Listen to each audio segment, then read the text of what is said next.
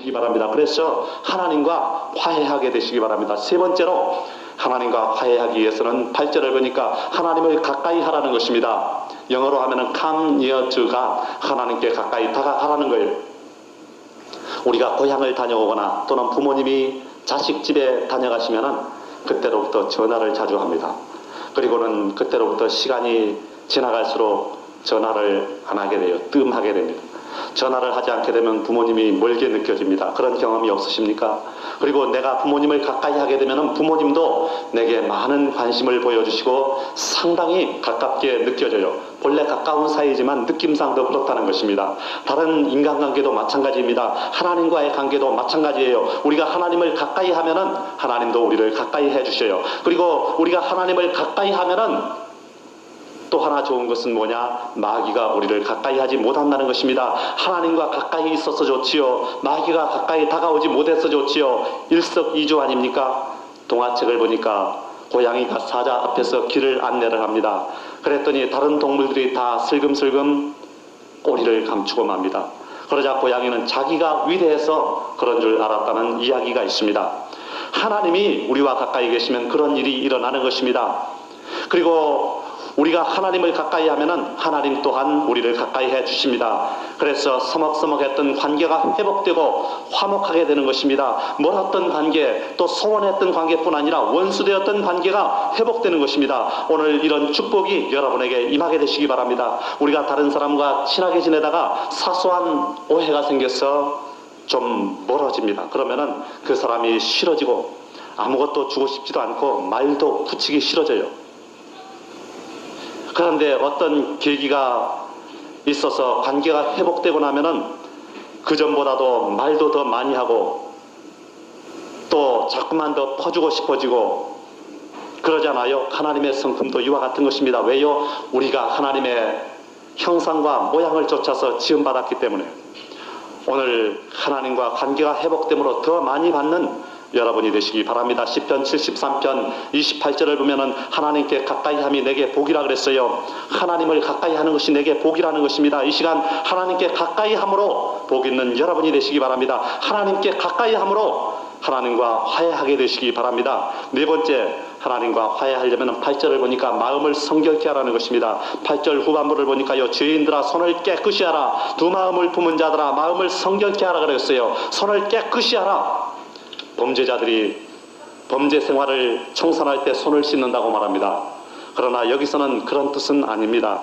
이 손을 깨끗이 하라는 것은 구약시대 때 제사장들이 하나님 앞에 나가서 수종 들기 전에 먼저 물두멍에서 손을 깨끗이 씻었습니다. 이것은 영적인 성결을 상징하는 것입니다. 손을 깨끗이 하라는 것은 그러므로 오늘날로 말하면은 마음을 성결케 하라는 거예요. 그러므로 죄인들아 손을 깨끗이 하라 하는 말은 두 마음을 품은 자들아 마음을 성결케 하라 하는 말하고 똑같은 말인 것입니다. 그러니까 죄인들이라는 것이 바로 두 마음을 품은 자들이요, 두 마음을 품은 자들이 바로 죄인들인 것입니다. 한쪽 마음은 하나님께 있고 또 한쪽 마음은 세상에 있고, 이런 두 마음을 품은 자들은 마음이 성결치 못한 자들이에요.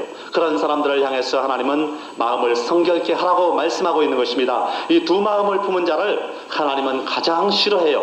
한쪽 마음은 하나님께 있고 다른 쪽 마음은 사탄에게 있고, 평상시에는 주일날 놀러 가다가 선거철이 되면은 교회 가고, 평상시에는 교회 다니다가 선거철이 되면은 교회도 갔다가 절에도 갔다가, 또 좋을 때 편할 때는 교회 가서 예배를 드리고 고통이 따르면은 떠나버리고, 또 평상시에는 교회 잘 다니다가 자기에게 이로운 일이 생기면은 주일날 거기 가고, 주일날 시험 감독관으로 차출이 되면은 일당이 5, 6만 원짜리도 있어요. 거기 가고 싶지만은 그런 생각을 이겨야 돼요. 거기 가면은 두 마음을 품은 자가 되고 마는 것입니다. 하나님은 그런 자들에게 마음을 성결케 하라고 말씀하고 있어요. 끊을 것은 끊어야 돼요. 성결케 되기 위해서는 잘못된 만남, 잘못된 관계, 잘못된 습관, 잘못된 생각, 잘못된 생활을 끊어야 돼요. 스스로 끊지 않으면 하나님이 끊어주셔요. 끊어주시는데 그 대신 한 대 때리고 나서 끊어주죠. 그렇기 때문에 얻어맞기 전에 끊어야 되는 것입니다. 손을 깨끗이 하고 마음을 성결케 하십시오. 그럴 때 하나님과 화해할 수가 있는 것입니다. 오늘 찬송가 332장에 보니까요, 정결한 마음 그 속에서 신령한 빛 빛이 오리. 그러한 마음 나 얻으면 눈까지도 밝으리라. 그런 찬송 불렀잖아요. 깨끗한 마음을 품을 때 그 속에서 성령으로 인하여서 신령한 영계의 빛이 비춰온다는 것입니다. 하나님이 무슨 밖에서 들어오시는 것이 아니라 내 속에서부터 나오신다는 것입니다. 그러므로 마음을 성결케 할 때 성령이 오시고, 또 성령이 오셨다는 것은 하나님과 화해했기 때문에 오신 것 아니겠습니까? 다섯 번째로 하나님과 화해하려면은 10절을 보니까 주 앞에서 낮추라는 것입니다. 동창회 같은 데 가서 출세한 친구들을 만나면은요, 부끄럽기도 하지만은 그보다도 자신이 미워지는 것을 이기지 못할 때가 많습니다. 시의원 된 사람도 있죠. 큰 건설회사 사장 된 사람도 있죠. 고급 공무원 된 사람도 있죠. 그런 것을 볼 때 나는 왜 좀 더 노력을 하지 않았을까 하고 후회되고 자책을 할 때가 많습니다. 그러나 너무 높은 자리에 앉아있던 사람들요, 퇴직한 뒤에는 친구가 없대요. 그래서 쓸쓸한 노년을 보낸다는 것입니다. 구청장이었던 사람들, 경찰서장이었던 사람들, 교육장이었던 사람들, 하다못해 교장이었던 사람들도 늘 밑에서 받들어주다가 이제는 아무도 거들떠보지를 않아요. 평범한 아저씨 취급당하는 것이 견딜 수 없이 힘들다고 합니다. 그들은 세상을 살 때 낮아지는 경험을 해보지를 못했어요. 세상에서는 여러분 스스로 낮추는 사람을 무시합니다. 이것이 세상의 법이에요. 그러나 하나님의 법은요, 스스로 낮추는 사람을 높여주는 것이 하나님의 법인 것입니다. 스스로 낮아져서 하나님께서 높여주시는 체험을 하게 되시기 바랍니다. 낮아지심으로 하나님을 만나게 되시기 바랍니다. 낮아짐으로 하나님과 화해하게 되시기를 주님의 이름으로 축원합니다. 성경은 오늘 10절에 보니까 주 앞에서 낮추라, 그리하면 주께서 너희를 높이시리라 그랬어요. 낮출 때 주께서 높여주신다는 것입니다. 또 6절을 보니까 그러나 더욱 큰 은혜를 주시나니, 그러므로 일렀을 때 하나님이 교만한 자를 물리치시고 겸손한 자에게는 은혜를 주신다 했느니라 그랬어요. 교만한 자는 하나님이 물리치신다는 것입니다. 겸손한 자에게 은혜를 부어주신다는 것입니다. 또 고린도전서 10장 12절을 보니까 그런즉 선줄로 생각하는 자는 넘어질까 조심하라 그랬어요. 자기가 잘났다고 우쭐댈 때 넘어질까 조심하라는 것입니다.